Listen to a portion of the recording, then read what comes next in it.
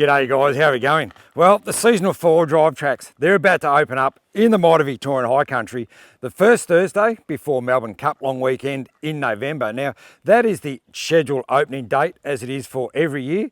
So I'm going to walk you through some pretty helpful tips that might help with planning out your four-wheel drive and camping trip throughout the Victorian High Country this opening season. Let's get into it.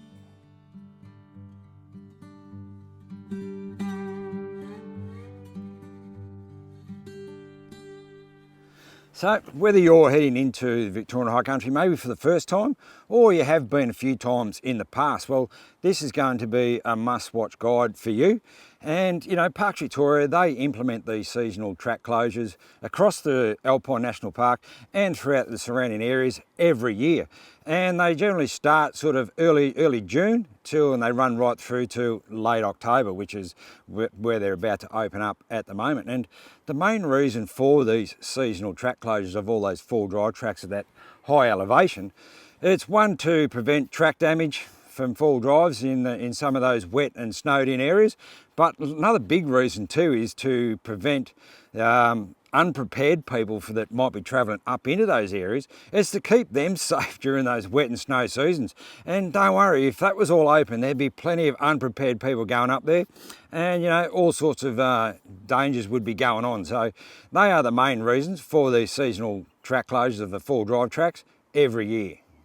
So most of the gates will open on that first Thursday before Melbourne Cup long weekend, but you just don't assume that they're all going to open on that day, because there are quite a few tracks right throughout the Victorian High Country that do have a November 30 opening day. So you do need to check on those as well. So don't assume that everything's going to open up on that first Thursday before Melbourne Cup long weekend. You know, and if you do head out on that first Thursday, if you're lucky enough to, you know, to be one of these early ones that's going to hit the tracks early, again, don't assume that all the gates are going to be open, you know, because you've got to think that, you know, how many tracks there are out there, how many gates there are out there, that the Parks Victoria Rangers, they're going to get round to all those tracks right throughout the High Country and get those gates open. So if you get going early and you come across a gate, you know, early on that Thursday morning, well, you know, just be a little bit patient and, you know, just hang around and wait for the park ranger to come and open that gate up for you. But there also could be a reason why that gate may still be shut. And generally, if there's going to be an extended closure on a particular track that generally opens up on that first Thursday,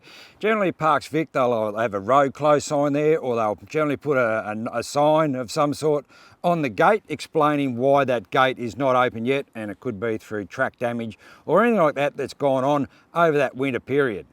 Yeah, and as I mentioned, you know, there are quite a few tracks that do have that longer extension of before they do get opened up in November 30. And look, there's one track that really comes to mind that's a very, very popular area, and that's up around that Craig's Hut area. You know, so many people like to get up to Craig's Hut for that Melbourne Cup long weekend, but there's one big track there, that one Clear Hills track that goes over Mount Sterling. So between the top of Monument Track, up over Mount Sterling and down to Harcourt Gap Huts there on the Circuit Road, that section, it will still be closed until November 30. Now that section of track is managed by Mount Buller Resort Management, so they control the open and closures of that track there. But that one still will be shut on when you go up there, if you go up there for Melbourne Cup long weekend and want to have a look at around Craig's Hut and surrounding tracks and thinking you're going over Mount Sterling, well, you're not going to be able to. So keep that one in mind too if you're heading over that Mansfield side and you want to have a look at, you know, Mount Sterling, because it's going to be shut until November 30. And it also closes early too. It closes a month early as well from when the tracks do close in early June. It's May 1st is when that track actually closes. So keep all that sort of stuff in mind too with your trip planning on when you get the maps out to see where you're going to go. So how do you go about finding that information? You know, where do you see all these tracks that are open and closed? Well, the best way is to jump online, and if you put in Google search Parks Victoria seasonal track closures, that'll come up. Click on that, which takes you to the Parks Victoria website. And once you open that up, you'll get a full list, like it's about 4 or 5 pages, covers every track throughout the Victorian High Country, and all the open and closure dates are there. And generally the ones that have got a November 30 opener, so the extended opening period, They're generally highlighted in pink or orange, so they really stand out, so you can see those extended closures for those November 30. So jump on there and have a good look at that, and then, you know, while you're planning your trip out, you got your maps out, you know, correspond between the website and your map, and then you can get a good idea on where you're going. And also, the best maps I find to use Victorian High Country are the rooftop maps. Now, I've got all the rooftop maps which pretty much cover this whole area, but what I like about those are extremely detailed, and they do show you on the map where the gates are, the seasonal gates are. So you can also take that into account too on, you know, with your trip planning. You can at least see where all the gates are, and also then you can look for those November 30 gate openers and look at those on your maps and see if you're going to be able to get through or not. So there's a fair bit of planning involved when it comes to, you know, that going into the Victorian High Country for that first season when those gates open. Yeah, and another very important point to consider when you're planning out your trip going in the Vic High Country when these gates can open up is this thing up here in the sky, the weather. It plays a big part with your planning, and you've got to go super prepared, because November can be that sort of month where it can be so hit and miss. You know, you could get some good weather, you could get snow, you could get anything, especially if you're going to be, you know, camping up in those high elevations. So you need to be really prepared for the weather, and it could change at any time. And I've always thought, you know, and always said about the Victorian High Country, it's one of those places that, you know, you need to treat it with a great deal of respect, and don't ever take that place there for granted, because, you know, you drop your guard on the place, which so many people do. They go unprepared, but, you know, if you drop your guard on up there, especially at high elevation, if you're looking to stay up there for a few days, you know, you've got to be really prepared. It's one of those places, it'll bite you if you go unprepared and, you know, and you're not ready for these weather changes. Because look, I've seen it all change so rapidly over the years, and, you know, you could have a beautiful sunny day like I've got here today, you know, 1 minute, and half an hour later could be, especially if you're up there high, you know, it could fog in very quickly, and, you know, and you get pretty much zero visibility. The rain could come in, as I say, it could snow. So you've got to be really prepared for that weather. It's a really important part when planning out your trip in the Victorian High Country. So when it comes to, you know, the weather planning, as I've just mentioned, you know, how do I go about planning my trips when I head off into the Victorian High Country? Well, I generally start looking at my weather apps at least 7 days out, sort of as a minimum, maybe a few days even longer than that, but at least 7 days out, just to give you a rough idea as to what's maybe coming up for, you know, the trip where you're planning to go. But once I start getting in within sort of 2 to 3 days from when I'm about to leave, that's when I really start watching the weather and what's coming up for maybe the next 2, 3, 4 days after my departure date, because it can change very, very quickly from that 7 days out to getting 2 or 3 days in. It can change, you know, it can change a lot. But the one thing with the high country is, so, you know, the weather is so unpredictable, it almost needs its, I don't know, it almost needs its own weather channel, you know, to help you what's going on up there. But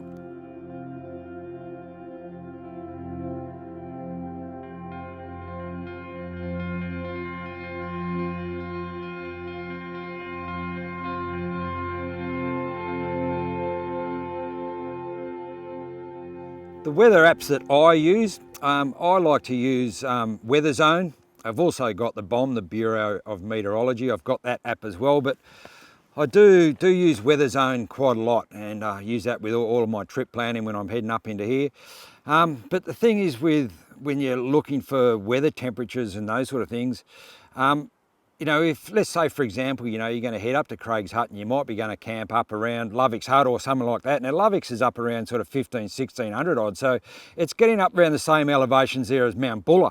So when you're looking for weather temperatures, there's no point looking to see what the temperature is going to be down in Mansfield if you're going to go camping up in high elevation for 2 or 3, 4 days, because you can generally get about a 10-degree sort of variation from, say, down in Mansfield to what's going on up around, you know, Lovick's Hut, you know, that Mount Buller elevation. So I always like to look at the higher elevations, and I've got all the high peaks, especially the snow peaks, the snow tourist areas, you know, the ski resorts. I've got all those locked in. So I've got Mount Buller, Mount Hotham.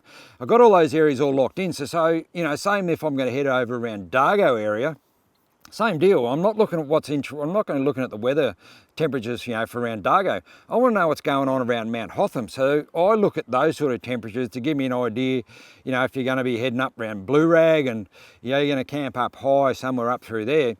You need to look at those higher elevation temperatures, not so much what's going down the low country, because you'll get a vast difference in temperatures. And it might say it could be fine and, maybe fine weather down inside your Mansfields or your Dargos and that sort of thing. But then you start looking at, your Mount Bullers and Mount Hotham over there, it could be very different. It could be rain, could be snow, because we're talking hundreds of metres in difference in valuation, in height evaluation. So you need to be really careful with that, and do take that into account when you plan out your trip. Look at the weather, big part of it.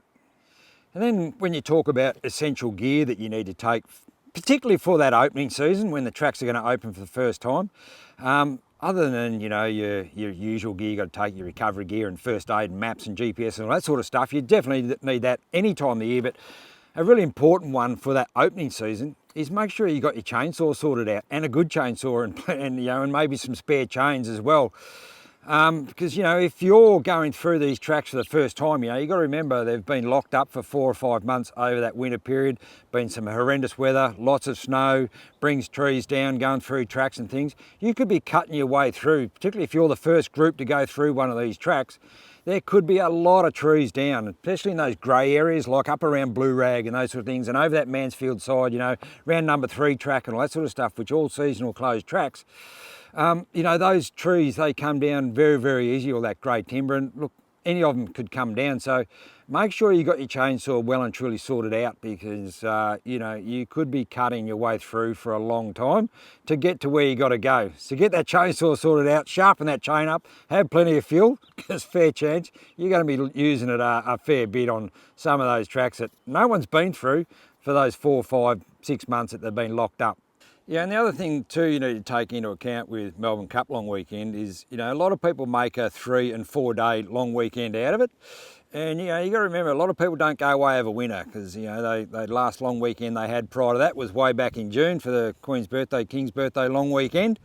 So there's going to be a lot of people around. So, and it doesn't matter what the weather's like. There's generally always a lot of people that get away for that Melbourne Cup long weekend, regardless of weather. But tell you what, you get 3 or 4 days at a forecast beautiful weather, like what I'm sort of looking at here, and it's going to be very busy, depending on where you go and how deep you go into the high country. But so you got to be prepared for that the areas are going to be busy. But the thing that's really going to be busy is the full drive tracks.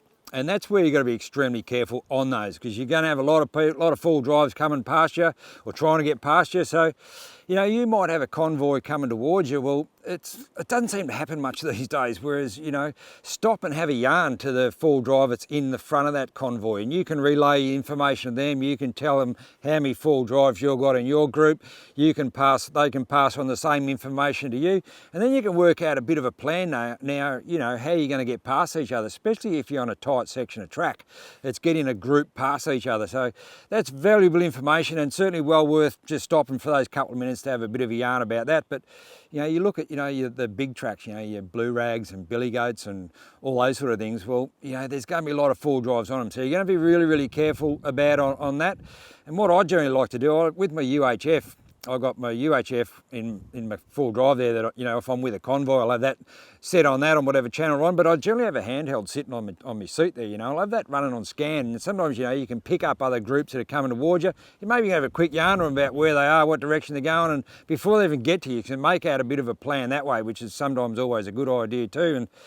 And the other thing too to be careful of with a lot of people going to be around is, these dirt roads, like for example, out through Tambareetha Road, heading up to, the high plains up there, and, on the circuit road over the other side, Craig's Hut around the Mansfield area there.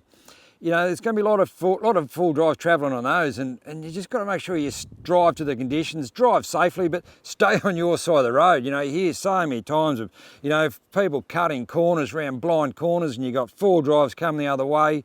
Feeling it'll just going to destroy your weekend and theirs as well. So just travel safely, stay on your side of the road, don't go cutting corners, and you'll all have a great long weekend, and then work on into Christmas. And then the other thing too, as I mentioned before, about packing the chainsaw, make sure that's packed, is You know, you might come across a tree that's just way too big, you know, for your chainsaws to be able to cut through so you can get through. Some of them can be massive, fair dinkum massive, and I've certainly seen them plenty of times. These trees are just huge and you just won't cut through them with the size chainsaws that most of us carry. So your only option's going to be there. You might have to, you know, turn around and go back, find another track around to where you're going to go to camp. But before you go taking off, try and gather as much information about that tree's location, its size and everything else. So maybe record some GPS coordinates on where that tree's location is. Maybe get some photos of that tree. So, you know, and then when you pass this information on, it's just valuable information to pass it on to local Parks Victoria ranger in the area. Well, they can, straight away, they can see through your photos. That gives them a good idea on the size tree they're dealing with. And then they've got the GPS coordinates. They know exactly where they've got to go to find this tree. But with the photos, it gives them an idea, because they may have to get, you know, some big heavy machinery in there. It mightn't be just chainsaws that are going to be required. You know, they might need some big heavy machinery to move this tree, get the track back open so everyone can go through safely. So yeah, make sure you do that sort of stuff too. Take as much information and pass it on where you can. Yeah, and just something else that's certain to take into account is, depending on where you're camped, you know, you might be camped up in some of these more popular, you know, the bigger camp areas that are a bit easier to get to. You might have some Parks Vic rangers, you know, they might be just cruising through, they might be stopping for a bit of a look around. Well, generally go and have a yarn to these guys. And, you know, I've always found them really, really helpful to go and have a chat to, because they're a wealth of knowledge for the area where they're in. And they might be able to pass on some information to you that you're unaware of maybe an extended track closure that you're unaware of, you know, track conditions, those sort of things. You remember these guys have driven a lot of the tracks already before you've got there, you know, opening gates and that sort of stuff. So they're certainly worth going to have a quick yarn to and maybe get a bit of a track update, river crossings update, all that sort of stuff, river levels. Yeah, really helpful. Go and have a yarn to them for sure. You know, and another really important point to consider with your trip planning is the river crossings that you may be going to go and do, because, you know, you've got to remember, again, no one's been through these river crossings for, you know, through the whole seasonal closer time. So, you know, from June right through till sort of Melbourne Cup Weekend, November, no one's been through. And there's been a lot of rain, a lot of snowfall, a lot of snow melt, so the rivers, fair chance, could be still pretty high when you go through for that very first time. But where you've got to be exceptionally careful with them is try and go for a walk through them first, because you just don't know how much that river crossing may have changed. You might have driven it 12 months ago, you know, when the tracks were all open, you've been through, piece of cake, and, you know, you got through no worries. But over that time with big rains, big floods going through and still got the snow melt, you need to make sure that there's no holes. You know, where you've driven through 12 months ago, there now could be a big hole under the surface. So as long as it's safe enough to go and do it, to go and walk across them, you really should go and have a bit of a walk and make sure there's no logs and those sort of things that might be, you know, sitting just under the surface that weren't there last year, but they're there now. And so you need to be really cautious of that, because you don't want to either be falling in a hole that wasn't there or hitting a log when you're halfway across one of these big river crossings, and then you're in all sorts of trouble. So you need to really have a look at that. And the other one too is you need to be really aware of where the entry points and particularly where the exits are from the river crossings. Again, you drove last year, they might be, you know, they could be all changed, because big floods, they change the course of the river, they wash away the banks, so the exits and entries may not be where you think they were last year. So you need to be a bit careful of that. So before you go diving in, make sure you can see where to get out on the other side, because it may not be there anymore. It could be a bit further up the river. So they're all things too with river crossings. Now, you know, when it comes to recoveries, you know, any recovery is not a great thing, but, you know, to drown your full drive in a river, yeah, certainly not a great situation to find yourself in. So really going cautious and go for that walk if you can. Check out what's under the surface, make sure it's all safe to drive across, but make sure, you know, you have a good look on the other side and you can see where you're going to get out, because where you went out last time might not be there this time. So check that out. You know, the Victorian High Country, it is one of the most stunning camping and full driving destinations that there is in Australia. I mean, you know, just have a look at the place. But it does need to be treated with a great deal of respect and plan with the right gear. So stay up to date on those seasonal track closures, plan your trip out carefully, stay up to date with the weather, and pack for the worst case scenario. Thanks very much for watching, guys. I hope that's helped you out with your trip planning coming up for this opening season, and we'll catch you guys on the next one. Hooroo.